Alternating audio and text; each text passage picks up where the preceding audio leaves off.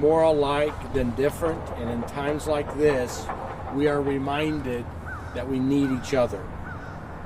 We realize that the death of the Logan family affects so many people beyond our church, and it reaches all around Fort Bend County.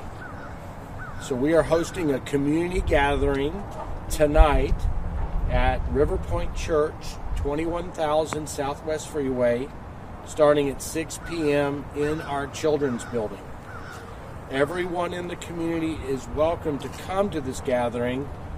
If you're experiencing shock and pain and loss, this will be a great opportunity to be together with friends.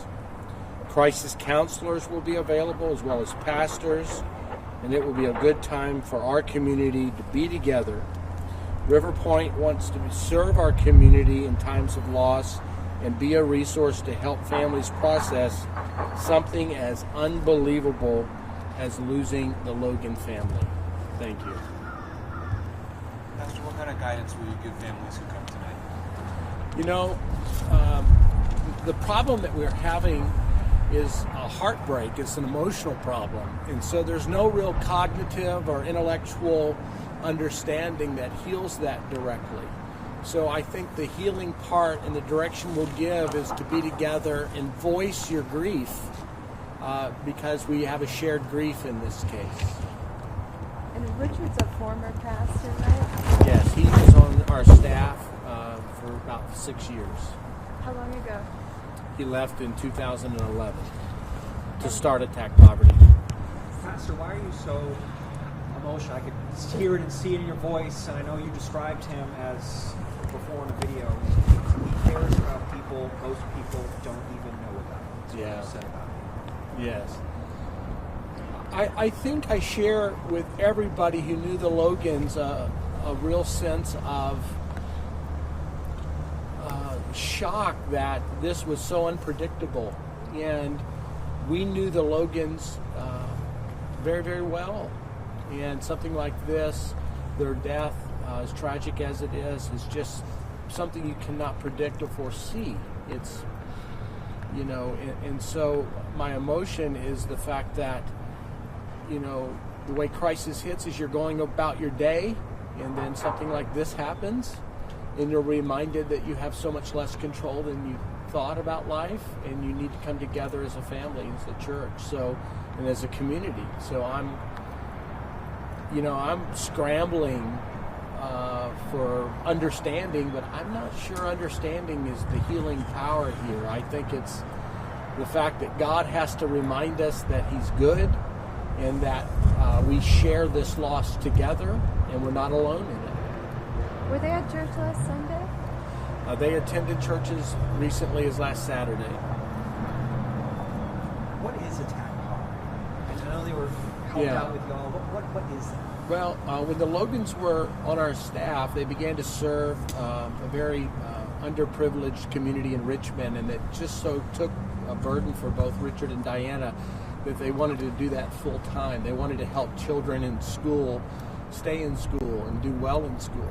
And so they started an after-school program to help with homework and to feed kids. And we as a church got behind their efforts and supported them and allowed him to transition over time off of our staff to create this 501(c) called Attack Poverty. And what was your conversation? Were you able to talk to them on Saturday when they were here? No, I did not talk to them Saturday. Do you remember a last conversation you may have had with them? We talked about coffee. I don't remember. We talked often. So we talked about coffee, we talked about family. Kind of describe Richard's personality, the kind of person he was here. You know, as all of our friends have talked about our relationship with Richard and Diana, I've known him for a very long time, and he was my children's student pastor, and I've just never known Richard to have a bad day or Diana to be down. She was, they were both very willing to serve and help others that needed help. Did he have ties to Guadalupe County? Excuse Did me? he have ties to Guadalupe County? I don't know. That's where he was from. Yeah, I don't know. Any other?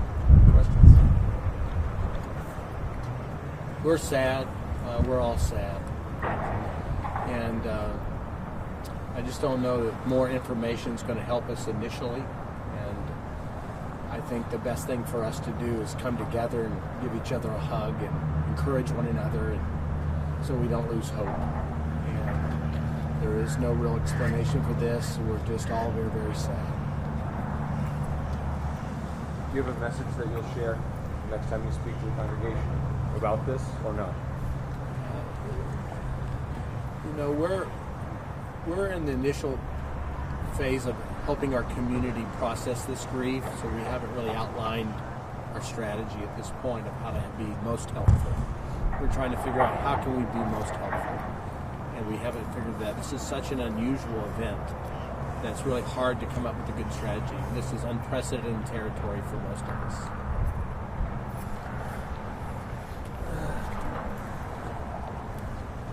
Okay. Thank you. Appreciate your Thank you time. very much. Thank you. Appreciate it.